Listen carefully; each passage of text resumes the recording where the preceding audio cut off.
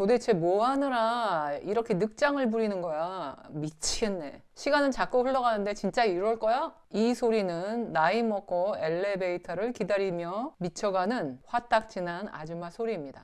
시원소클의 시원입니다. 엘리베이터 때문에 크게 작게 스트레스 받으셨던 경험들 다들 있으시죠? 엘리베이터 스트레스, 그게 뭐 대수야? 이렇게 생각할 수도 있어요.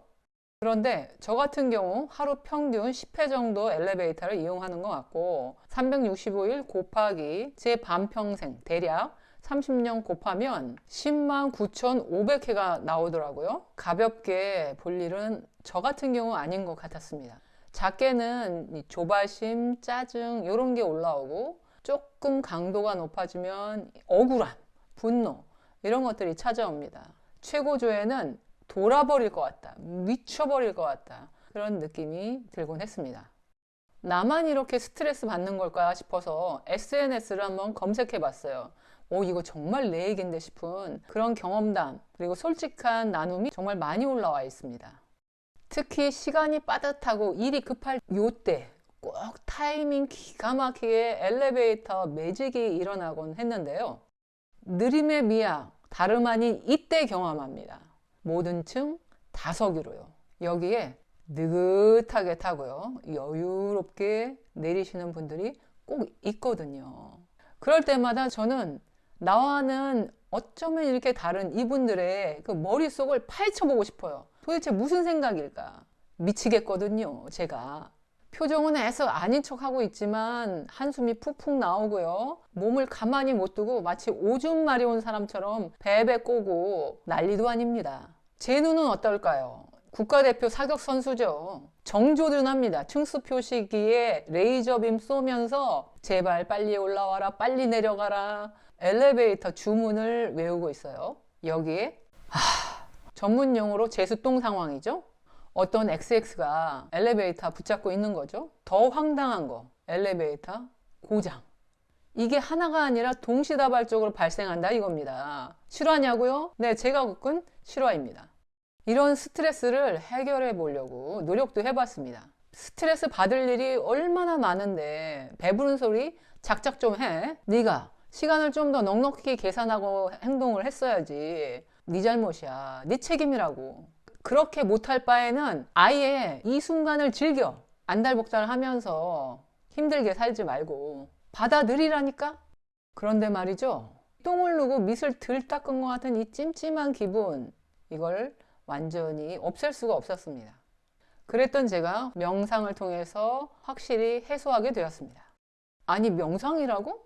사람들이 들락날락 분주하게 왕래를 하고 있고 소음도 심하고요.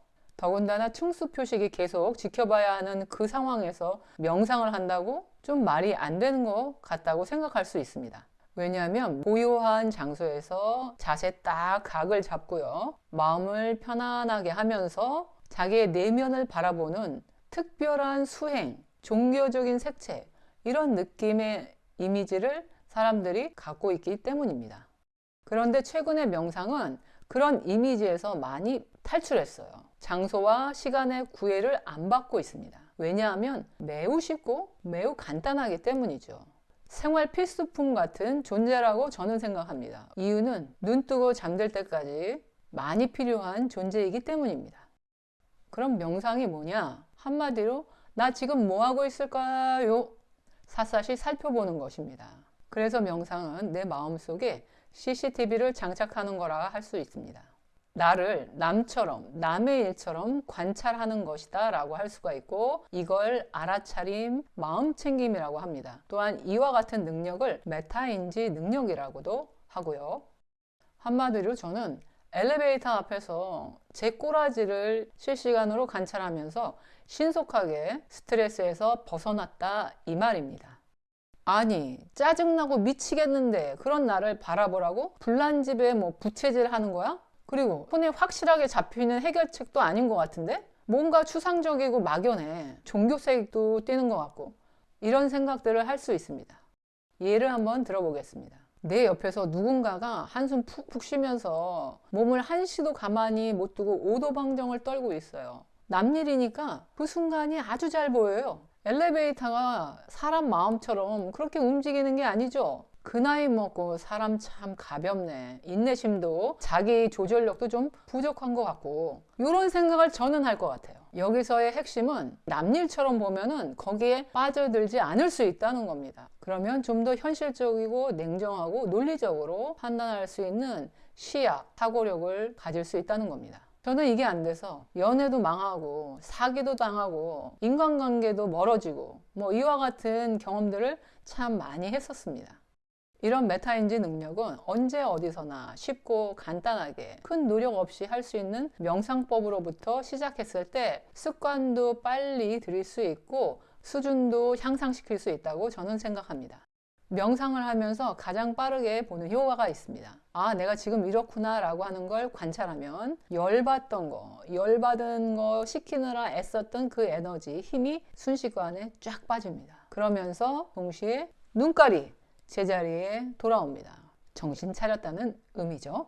그래도 자꾸 화가 난다. 괜찮습니다. 관찰하고 또 관찰하는 겁니다. 5%만 성공해도 성공입니다. 실패는 또한 작은 성공입니다.